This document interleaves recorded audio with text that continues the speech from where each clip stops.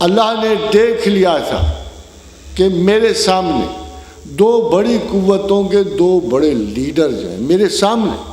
شیطان انکار عبادت کر گیا، میرے سامنے آدم نے غلطی کر دی، خدا کے انصاف سے بعید ہو گیا تھا کہ اگر اس کے سامنے اتنی بڑی بڑی خطا ہو سکتی ہے تو پھر اس کے پاس معافی کی گنجائش نہیں رہتی۔ اس نے ایک ایڈوانٹیج دیا نسل انسان کو، اس نے اپنے آپ کو حجاب میں ڈالے۔ اب آپ کے پاس عذر تو ہے کہ ہمہ وقت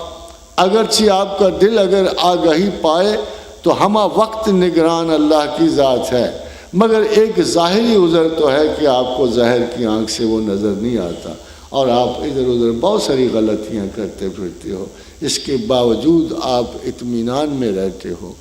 اور یہ پروردگار عالم نے دیکھو انصاف کا سب سے پہلا قانون بنایا کہ الذین یجتنبون الکبائر الاسم والفواحش الا اللمم، اگر تم بڑے گناہوں سے پرہیز کرو تو چھوٹے تو تم کرو گے، ٹھہرو گے تو صحیح، کسی نہ کسی خطا پہ تم ٹھہر جاؤ گے، مگر فرمایا کہ اللہ تعالیٰ اتنا رحیم و کریم ہے کہ وہ تمہیں ان خطاؤں سے معافی بھی دے گا، اور ان خطاؤں کے باوجود تمہارا اس نے ایک ایریا رکھ دیا، ایک حصہ رکھ دیا خطا کا، تاکہ کوئی بندہ اپنے آپ کو پرفیکٹ کلیم نہ کرے، کوئی بندہ اپنے آپ کو اتھارٹیٹیو کلیم نہ کرے، کچھ نہ کچھ خطا اس میں موجود ہے۔ ویسے تو متقی ہونے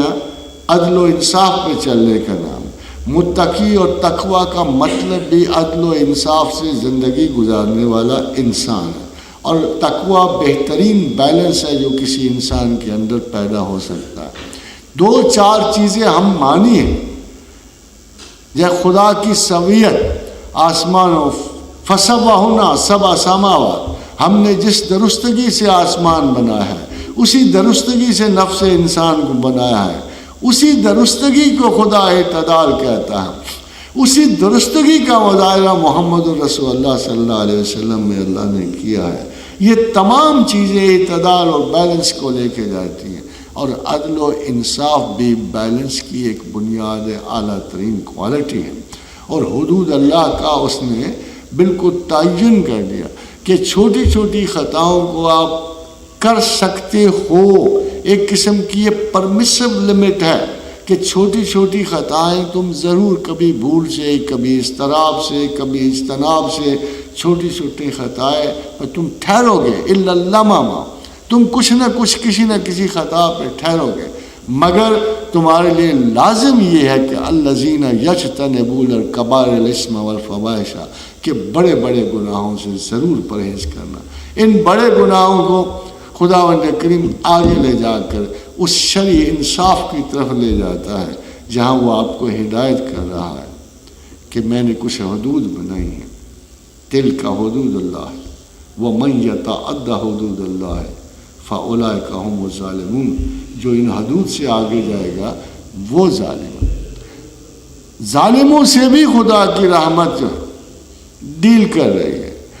حتیٰ کہ ایک پیغمبر نے آپ کو اس سے بھی نکلنے کا راستہ دکھا دیا۔ اور جب یونس بن متی کو گھیرا گیا اندھیروں میں، فنادى فی الظلمات ان لا الہ الا انت سبحانک انی کنت من الظالمین، کہ اگرچہ ایک سیدھا سادہ سا اقرار، حد گناہ کے سے گزرنے کے بعد بھی ایک سیدھا سادہ سا اعتراف کہ اے پروردگار میں انصاف تھا، میں کمزور تھا، مجھ میں نقائص تھے، یہ ان بلٹ تھے،